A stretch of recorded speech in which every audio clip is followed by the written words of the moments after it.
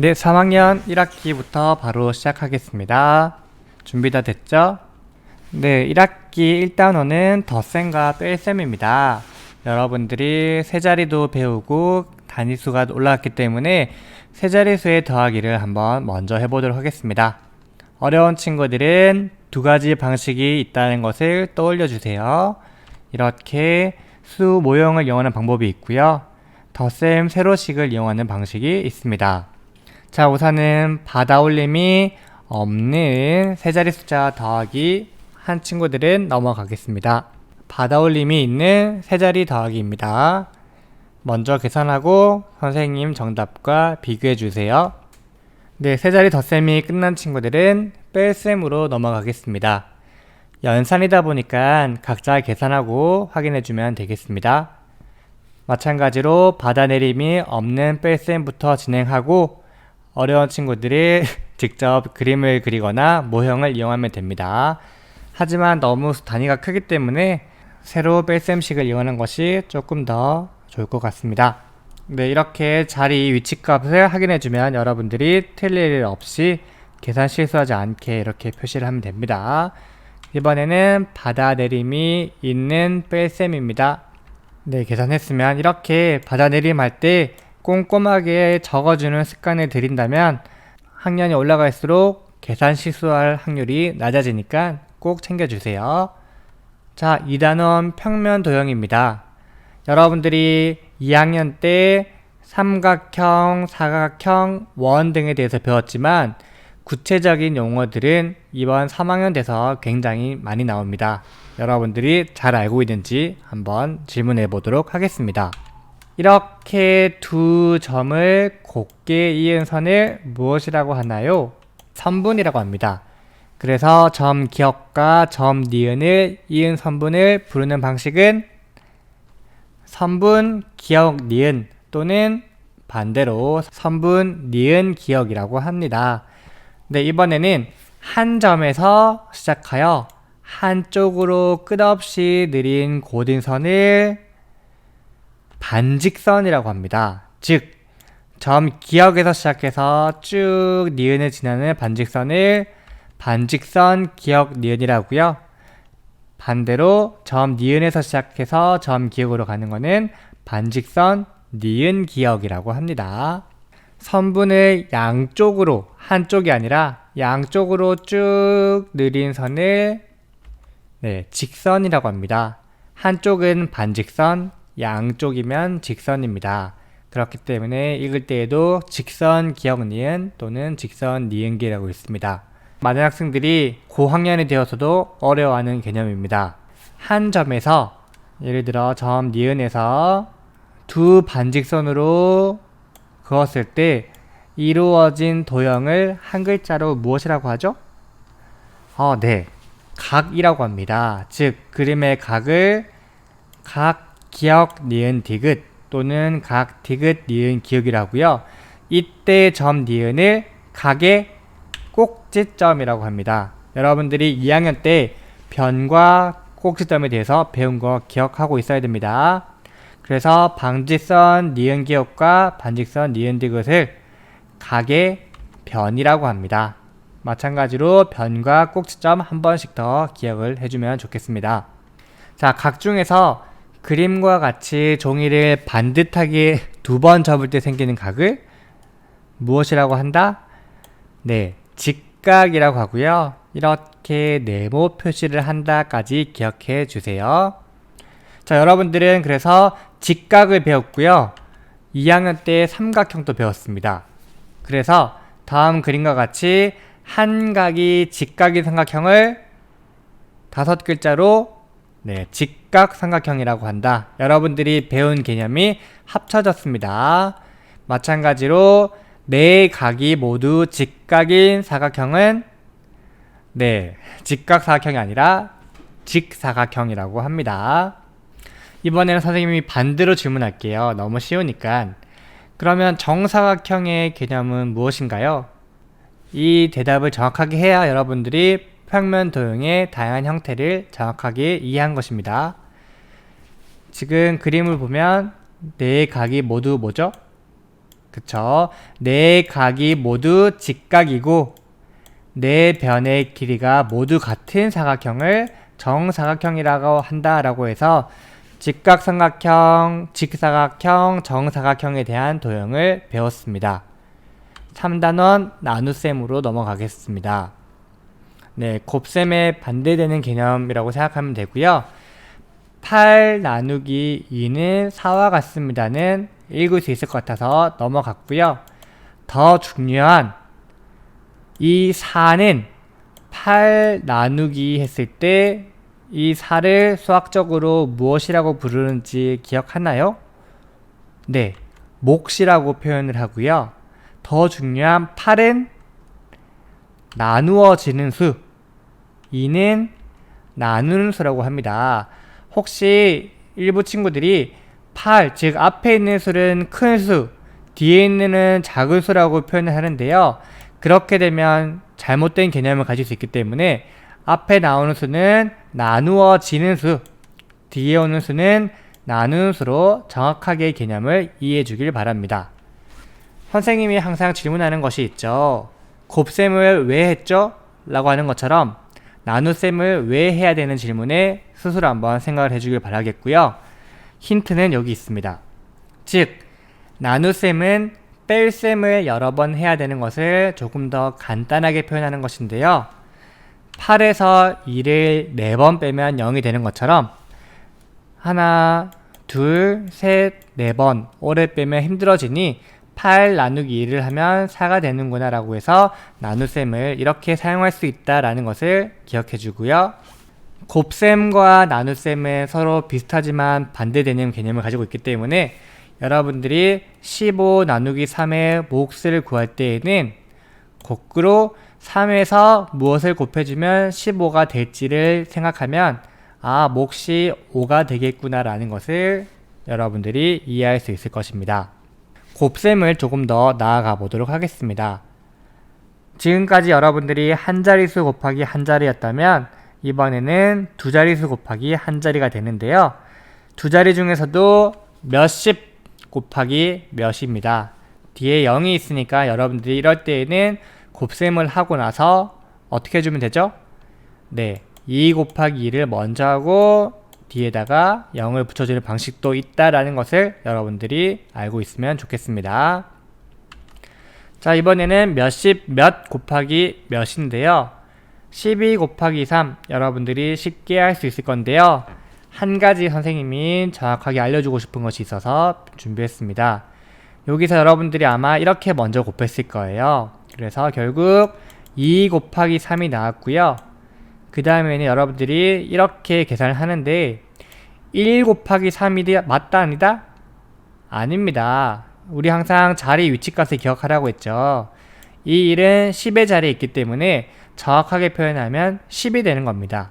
그래서 10 곱하기 3을 해주는 것이 명확하고요. 그렇기 때문에 곱셈 세로식을 이용했을 때 이렇게 36이 정답이 되는 것입니다. 길이와 시간입니다. 여러분들 지금 길이 단위 무엇 배웠죠? 제일 첫 번째 1cm 배웠고 1cm가 100개 모인 100cm를 1m라고 한다 라고 여러분들이 머릿속에 있으면 좋겠습니다. 1cm를 더 작게 10칸으로 나눌 거예요. 이것을 확대하면 이렇게 되는데요. 10칸 중에 이 작은 한 칸에 대한 단위를 배울 겁니다. 이렇게 적는데요. 이것을 무엇이라 부르죠? 네, 1mm라고 읽습니다. 가장 작은 것이 1mm고요. 이것이 몇 칸이 있어야 1cm가 되죠? 네, 그쵸. 직접 살려보면 10칸이 나옵니다. 그래서 1cm는 10mm와 같다라는 것을 이번에 새로운 개념을 배웠습니다. 밀리미터. 그러면 여러분 신발 사이즈 보통 표현하는데요. 22cm보다 5mm 큰 것을 무엇이라고 읽으면 될까요? 22cm 5mm라고 읽고요. 이렇게 두 가지 단위를 써도 되고 한 가지 단위로 써도 똑같은 숫자 표현이라는 것을 기억합시다. 또 새로운 것이 나왔습니다. 1m가 1000개 있는 1000m를 이렇게 쓰고 무엇이라고 읽는다? 1km라고 있습니다. 즉 1km는 몇 미터와 같습니다? 1000m와 같습니다. 그래서 이것을 이용하면 2km보다 500m 긴 것은 어떻게 읽어주면 될까요? 2km 500m라고 읽고요. 결국 단위 두 개를 한 가지로 쓰려면 합쳐서 2500m라고 써주면 됩니다. 이번에는 시간에 대한 새로운 개념을 배워보도록 하겠습니다. 자에서도 가장 작은 눈금 한 칸 한 것처럼 시계에서도 가장 작은 한 칸인데요. 초바늘이 한 칸 움직인대요. 그럴 때에는 당연히 초바늘이 한 칸이니까 걸리는 시간은 1초라고 하고요. 반대로 1초는 작은 눈금 한 칸을 바로 1초라고 표현을 합니다. 즉, 이 한 칸이 한 바퀴 돌려면 전체 몇 칸인지를 세알려보면 좋겠지만 선생님이 미리 세알려줬어요. 전체 몇 칸? 60칸. 그래서 1분은 다른 말로 표현하면 60초가 된다라는 것을 기억해 주세요. 자, 여러분들이 이제 초 단위도 배웠고 덧셈도 배웠으니까 시계와 덧셈 뺄셈을 합쳐주면 되겠죠. 시계의 덧셈입니다. 여러분들 우리 항상 배웠습니다. 항상 자리값을 맞춰서요. 이렇게 표현해서 초끼리 더하고 분끼리 더하고 시간끼리 더하면 전혀 어려움 없이 해결할 수 있습니다. 두둥. 3학년 때 나오는 분수와 소수 개념입니다. 여기 보면 1보다 작은 수는 어떻게 나타낼까요? 라고 해서 분수와 소수를 이용하는데요. 개념부터 확실하게 이해했으면 좋겠습니다. 전체를 똑같이 둘로 나눈 것 중 하나를 어떻게 썼죠? 분수로? 그쵸, 이렇게 썼죠. 그리고 무엇이라고 읽는다? 2분의 1이라고 있습니다. 마찬가지로 똑같이 3으로 나눈 것 중에 2면 3분의 2라고 읽습니다. 그래서 이렇게 2분의 1, 3분의 2와 같은 수를 무엇이라고 한다? 분수라고 한다. 그래서 똑같이 분수라고 했을 때 아래에 오는 것을 여러분들이 무엇이라 배웠나요? 분모. 위에 있는 것을 분자라고 표현을 했고요. 선생님마다 다르실 텐데요. 한자로 표현했을 때 어머니 모, 자식 자자를 써서 어머니가 받쳐주고 자식이 위에 있다라고 생각을 하는 것처럼 여러분들이 분모와 분자의 위치를 헷갈리지 않으면 좋겠습니다. 분수도 간단하게 배웠고 그러면 항상 나오는 크기 비교가 있었죠. 여기서는 분모가 같은 경우는 어떻게 비교할까요? 라고 했는데요. 어떻게 하면 되죠? 분모가 같을 때에는 분자가 큰 분수가 더 크게 되니 3이 이보다 크니 자연스럽게 부등호를 이쪽 방향으로 가면 되겠습니다. 분수 중에서 2분의 1, 3분의 1처럼 분자가 1인 분수를 어떤 분수라고 부르는지 기억하나요? 어려운데 정확하게 기억하고 있네요. 단위 분수라고 합니다. 자, 이번에는 단위 분수 중에서 4분의 1과 6분의 1을 크기 비교를 할 건데요. 우선은 수직선을 나타내면 4분의 1은 전체 4개 중에 한 칸이니까 이렇게 색칠을 하면 되고요. 6분의 1은 전체 6칸 중에 한 칸이니까 이렇게 색칠을 하면 어떤 것이 더 크죠? 네, 4분의 1이 더 크다라고 생각하면 되고요. 조금 더 빠르게 이해한 친구들은 분모가 작을수록 이렇게 단위 분수의 크기를 비교할 수 있겠구나 라고 이해하고 넘어가도 괜찮습니다. 분수를 배웠으니 이어서 소수를 배워보도록 하겠습니다. 자, 10분의 1은 이렇게 표현을 하고요. 10분의 9는 또 이렇게 표현을 하는데 혹시 어떻게 소수를 읽는지 기억하나요? 이거 0.1, 0.2, 0.3이라고 읽고요. 이것을 소수점이라고 표현을 한다고 했습니다. 이거 점이잖아요. 그래서 소수에 있는 점이라고 해서 소수점이라고 한다라고 여러분들이 기억을 해주세요. 그리고 7과 0.3만큼을 결국 더해주는 건데요. 무엇이라고 읽죠? 네, 7.3이라고 읽어주면 되겠습니다. 이렇게 분수와 소수에 대해서도 배워서 1학기 내용은 끝나고 2학기 내용으로 넘어가겠습니다. 자, 2학기도 곱셈부터 시작하는데요. 여러분들 이제 자릿수를 배웠으니까 곱셈도 올라갑니다. 세 자리 숫자 곱하기 한 자리 숫자.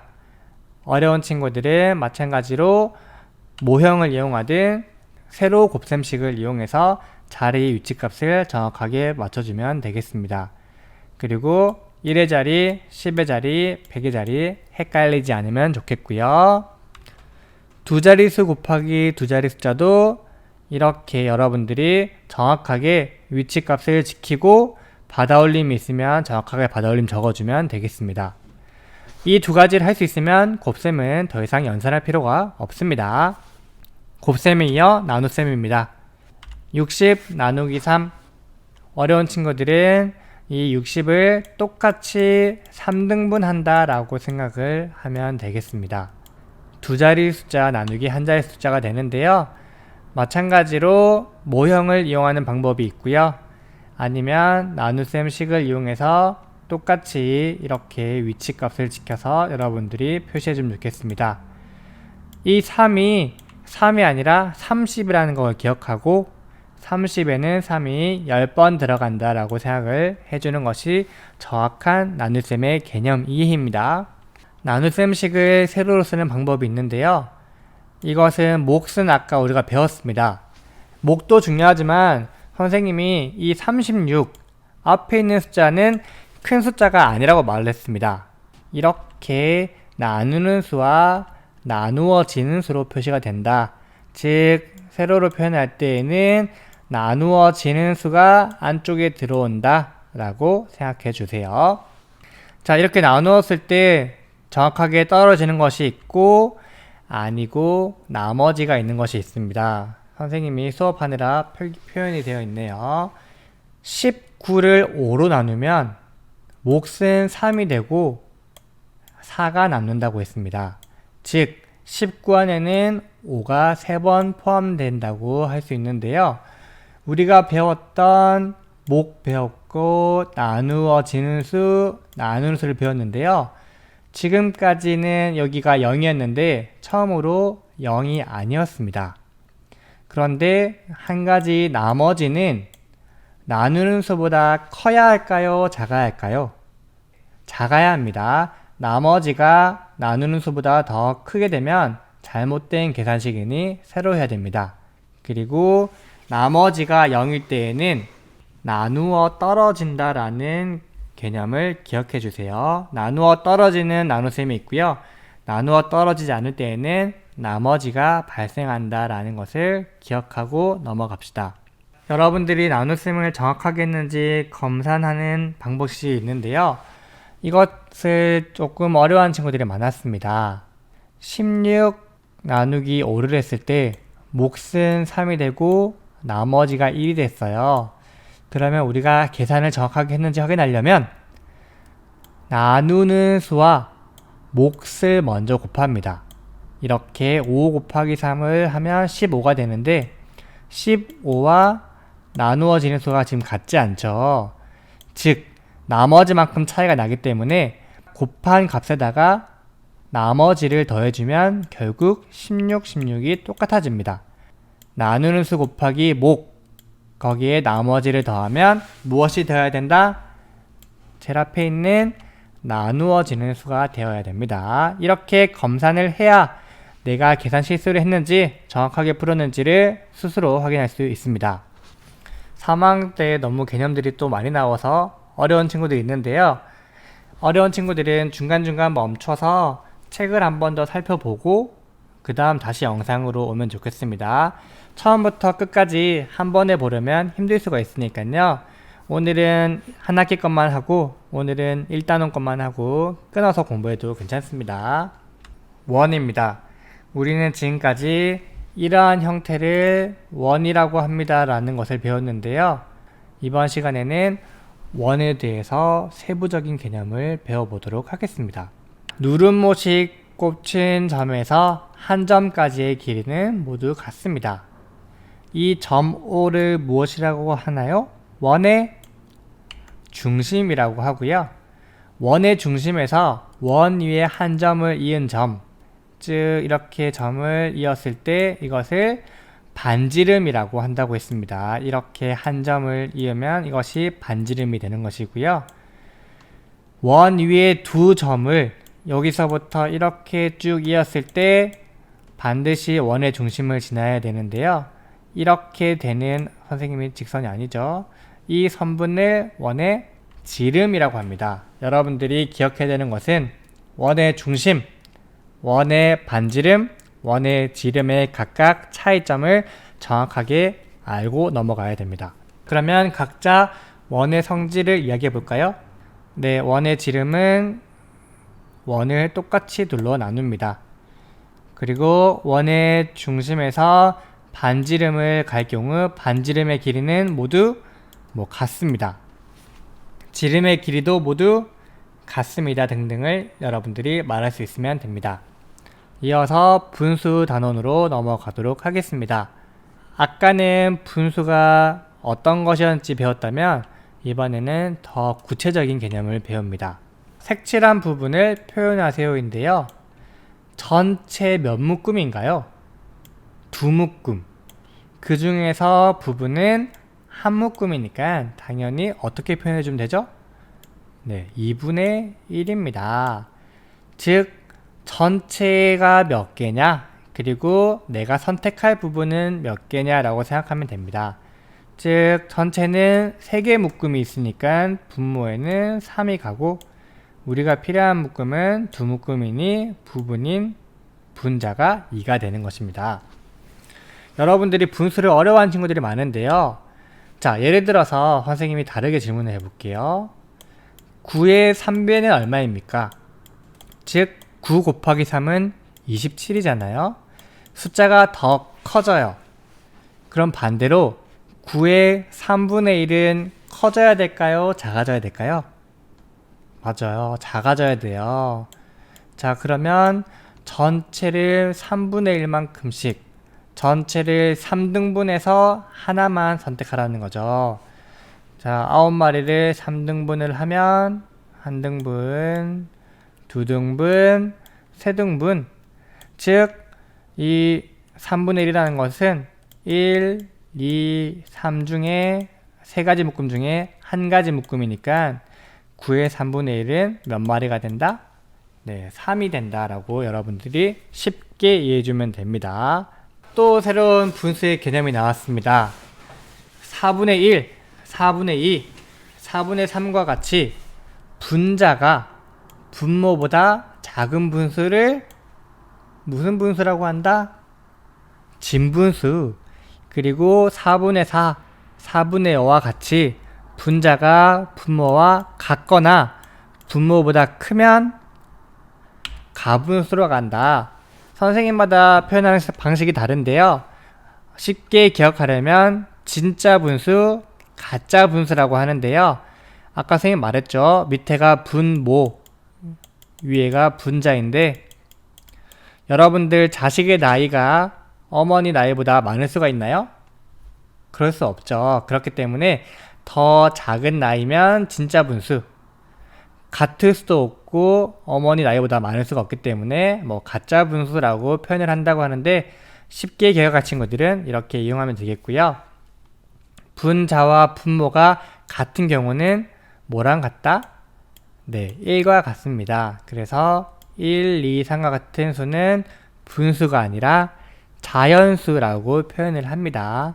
쉽게 표현했을 때 이렇게까지는 진분수, 1은 자연수이면서도 가분수가 되는 것입니다. 자, 진분수, 가분수 배웠어요. 이번에는 1과 4분의 1이라고 읽는 방식이 있는데요. 이 분수는 대분수라고 표현을 하는데 선생님이 이걸 안 가린 이유는 앞에 것이 더 질문을 하고 싶었어요. 대분수는 무엇과 무엇이 합쳐진 거죠? 방금 선생님이랑 공부한 것이 정확하게 기억하고 있다면 쉽게 대답할 수 있습니다. 1은 뭐였죠? 자연수. 4분의 1은 진분수. 즉 자연수와 진분수로 이루어진 분수가 바로 대분수라고 표현을 합니다. 우선 대분수만 배웠고 그 다음 학년에서 대분수를 이용하는 것들이 나옵니다. 5단원에서는 들이와 무게. 여러분들 지금 들이와 무게에 관련돼서 단위를 배우게 될 겁니다. 여러분 저학년에서는 들이라고 표현하지 않고 담을 수 있는 양이라고 배웠습니다. 그래서 물통에 담을 수 있는 양이 많습니다, 적습니다 했는데요. 지금은 담을 수 있는 양이라고 표현하지 않고 들이라고 표현하고 들이의 단위를 배울 겁니다. 자, 이것은 무엇이라고 했죠? 리터. 이거는 밀리리터라고 읽습니다. 1리터도 마찬가지로 1000ml와 같습니다. 라고 기억을 하고 읽는 방법을 배워보도록 하겠습니다. 1리터보다 200ml보다 더 많은 들이를 이렇게 쓰고요. 어떻게 읽는다? 1리터 200ml라고 읽습니다.